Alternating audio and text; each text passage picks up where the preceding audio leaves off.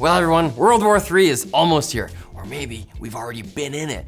But at least I can take a Tesla Robotaxi to the enlistment office and distract myself with hardware news on the ride over. That's right, the Robotaxi is alive! Sort of. The program launched this weekend with Model Ys, not cybercabs, in Austin, Texas, and was limited to invitees, many of whom were, surprise, surprise, pro-Tesla influencers in a small geofenced area to avoid construction, major highways, and complex intersections. It's scary. Tesla is allegedly using a special version of full self-driving that's not available to the average Tesla owner. Of course not. It's not like people paid for full self-driving years ago.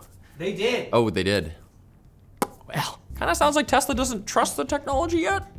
Which is even more apparent by their inclusion of safety monitors. These are people. They're it's like Amazon with the cameras. These are people.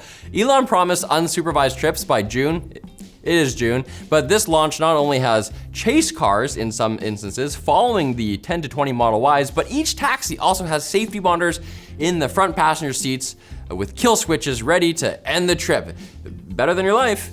Most patrons said their rides were uneventful. Hail the car with the Robotaxi app.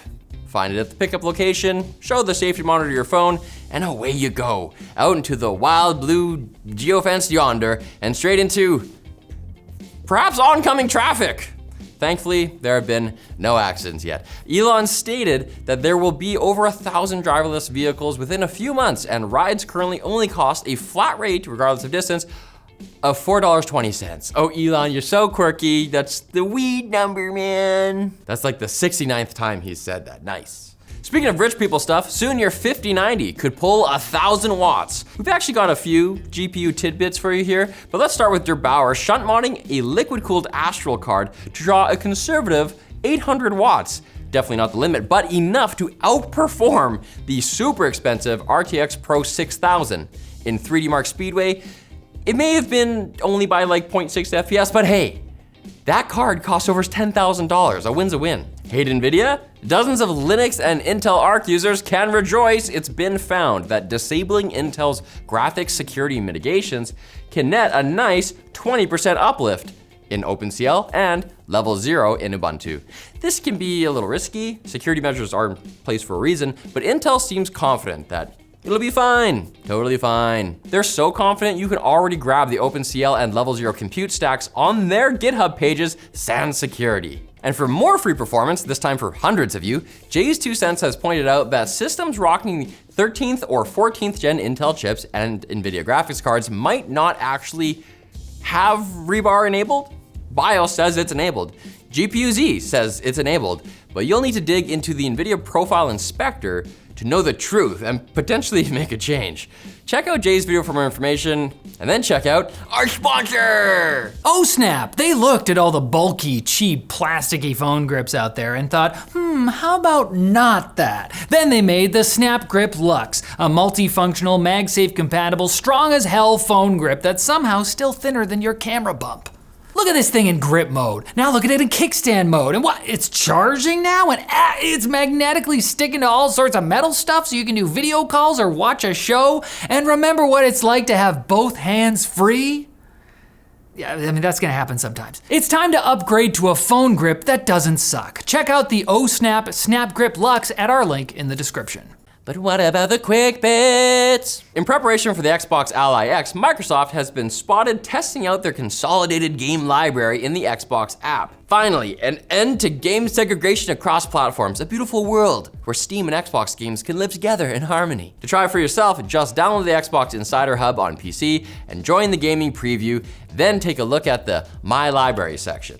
Not literally my library, you don't wanna go in there. And if you wanna play those games with a Steam controller, don't, because Tommy B has shown us the path to enlightenment with his version of the Steam Controller 2, or Steam Deck controller. He used a ton of off-the-shelf and 3D printed parts to create a splittable unit that features everyone's favorite trackpads and honestly, It looks pretty sick. Valve, please hire this man, or just pay him a bunch of money and make it official. Either way, just let the people have it. And there's more good news. It's just a good day. The Epic team working on Unreal Engine 5 updates has shown off a significant performance uplift going from patch 5.4 to 5.6 in the Paris tech demo from Scans Factory. GPU-bound scenarios saw up to 25% higher frame rates, and CPU-bound scenarios saw up to 35% with reduced frame time spikes, and all with better visuals. Holy shit, actually? Yeah. UE5 is finally gonna be optimized? Incredible. R/patient gamers, you shall be exalted. Something else to look forward to is this super cool real-life ad block using augmented reality.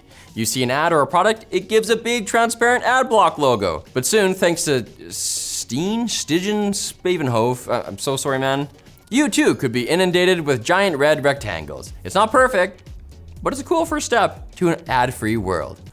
LTDstore.com. And last but not least, yep, War Thunder forum users are at it again. War Thunder forum users will be War Thunder forum users this time. A user uploaded a section from a NatTops manual for the AV8B and TAV8B Harrier, clearly marked that it's not public information. It's not a massive leak, but it's a leak nonetheless. So somebody set the counter back to 0 for the reset. Just like I'm resetting in a couple of days, stay tuned for Wednesday's episode where we'll have stories about crazy stuff like magical GPU price cuts. Just kidding, I can't tell the future.